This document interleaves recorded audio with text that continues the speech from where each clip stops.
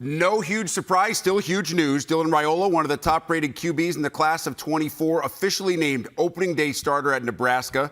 Raiola has been on campus since last semester and was off the charts good during the Huskers spring game. Now he gets the chance to do it for real when Nebraska opens up at home against UTEP next Saturday afternoon. And for much more on this news, what it means for the Huskers, welcoming Nebraska insider Mitch Sherman, who has as much info on Big Red as anybody out there. Mitch, what exactly did Matt Rhule say about why he made this decision to go with the highly touted freshman? Well, Dylan Raiola has a lot of poise. He has a big arm. He's shown the leadership qualities that Nebraska looked for and needed to see in a true freshman to hand over the starting position. The Huskers, of course, have a returning 8-game starter in Heinrich Haarberg, and it was difficult for Matt Rhule to look past that experience and go with a quarterback in Dylan Raiola, who, of course, has not started a college game, has not played in a college game. This will be his debut next Saturday when UTEP comes to Lincoln. But the measurables, the intangibles, all of the talent was overwhelming in favor of Dylan Raiola. It was too much to turn past. So this is the choice that really was widely expected since Dylan Raiola joined the Nebraska program in January. And since April, really, when he performed well in the spring game, it's been a foregone conclusion.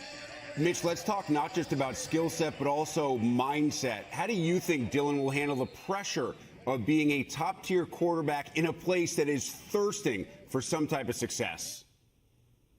Well, that certainly remains to be seen, and it's a big wild card going into this season with the true freshman quarterback.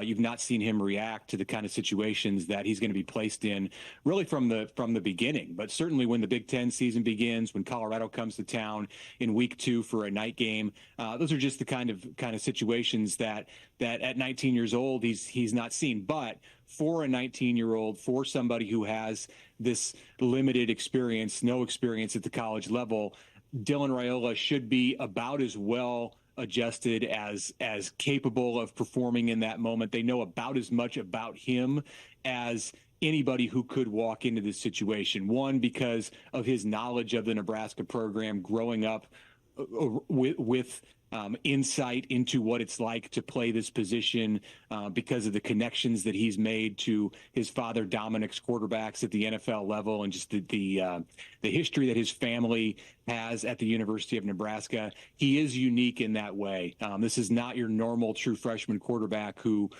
for whom everything is going to be new. Dylan has a base of understanding, but until he goes out and does it, there are questions that remain. Physically, Mitch, what are his biggest assets? His arm. He has an NFL arm. Seems like a flick of a wrist. He can throw the ball 55, 60, 65 yards in the air. We've really yet to see him cut loose in the workouts that I've seen Dylan do. And this goes back really to early in his high school time. He has such an effortless motion that sometimes it looks like, or you tend to want him to actually step into a throw and unleash. And I'm interested to see when he gets out in a game situation if that's the case. But everything that he's done, all the throws that he's made, whether it was at Nebraska's Pro Day last year, when he stepped in and threw to the wide receivers, some of the workouts that he did when he was on campus for camps as a high school player, of course, the spring game, the practices that we've had the chance to see, his arm is special. He can make all the throws, and he can do it seemingly with very little effort. So that's obviously a positive sign for Nebraska, because it's going to play some games that require him to put in a lot of effort, especially when the weather gets poor toward the end of the season. You would think that means going downfield more, maybe changing some of the offensive play calls. But, Mitch, he's a freshman. He's going to be playing his first game. You don't want to put him in a tough spot either. What do you expect from a play-calling perspective early on in his Nebraska career? Safe. They're going to look for ways to get the ball to playmakers and allow those guys to make plays. Nebraska has a stable of running backs and wide receivers and tight ends that should be able to benefit a great deal from having a quarterback who can make those throws. But you'll see him go downfield. It's a strength of his for certain, and we saw it some in the spring game. But I think that's more for later this season, later in his career, to really let him lead this team and be the the center that the offense revolves around. Early, they're going to want to limit the turnovers. Of course, it's a huge focus for Nebraska, not just at the quarterback position, but on both sides of the ball, to generate more turnovers and turn it over much less often than what we saw a year ago. So it stands to reason that they'll play to his strengths and put him in positions to succeed and give him some high percentage throws early on, especially in that first game. Mitch, how long should we expect the rope to be if Dylan does struggle early? Well, on one hand, Nebraska has an experienced backup in Heinrich Haarberg. On the other hand, you don't want to create a situation where Dylan is looking over his shoulder. He's won this job, I think, fair and square. I think he's been the best quarterback in preseason camp. He was the best quarterback in the offseason. He was the best quarterback for Nebraska in the spring. He's done the things off the field to earn trust with his wide receivers, to earn the favor of his offensive line. It's not like it's an endless rope. I mean, if he goes out and turns it over multiple times and is just having all kinds of trouble adjusting to the speed of the game or to the lack of experience, then sure, Nebraska might look at the other options, but I don't expect that to happen. I think they're going to put him in positions that allow him to succeed early in the season, and it's going to be a situation where once he gets the ball, Nebraska does not look back.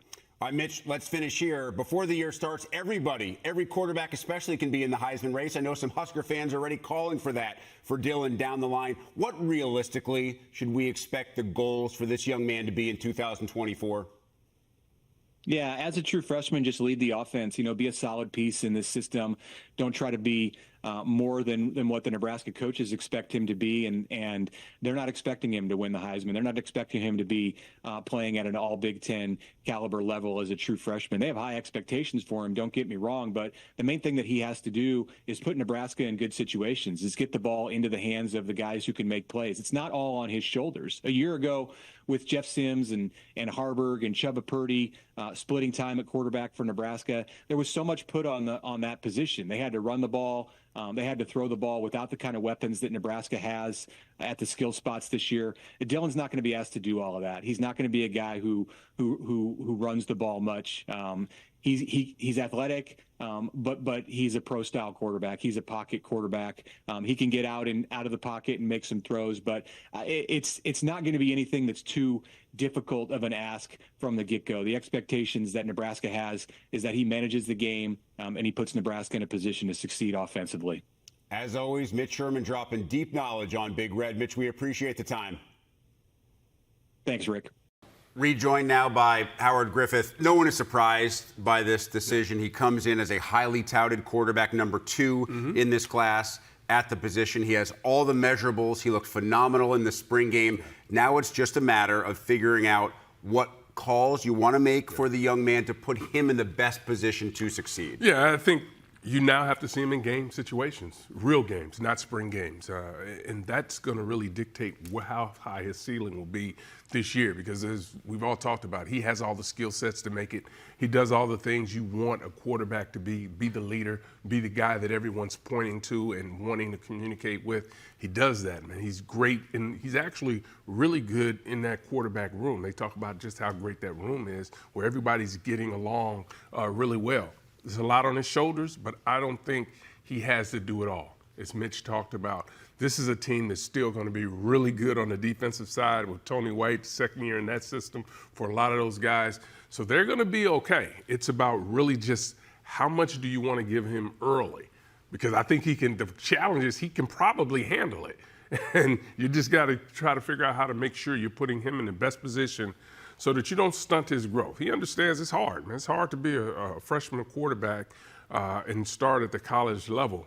So he's going to have some challenges. There'll be some bumps in the road, but they'll be okay. With all the hype and with that last name, there's maybe even a little bit of extra pressure on him.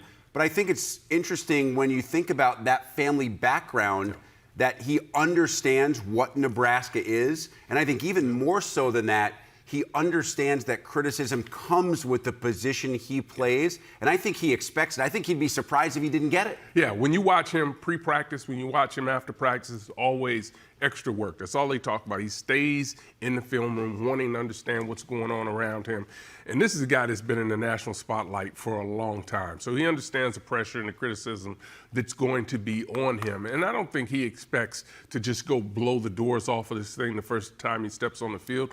It'll be a process. And that's where when you're as far as an offensive coordinator, when you set him up for success, it's giving it to him in doses and allowing other people around him to also carry a little bit of that load.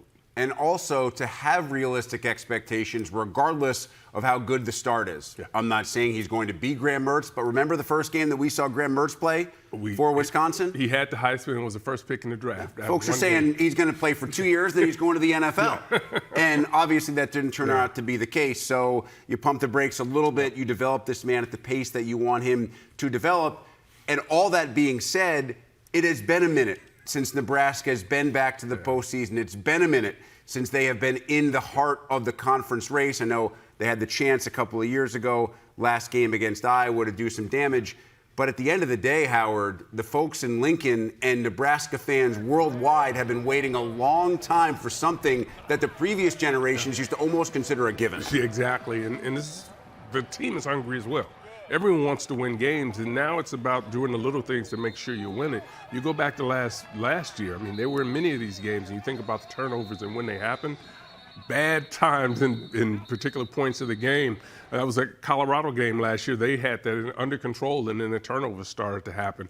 This Colorado team this year will be a good measuring stick for Nebraska and kind of give you an idea of where this team has a chance to be. Yeah, I like the way the schedule sets up in terms of development and finding out what this offense could potentially evolve into being throughout the course of 2024. A few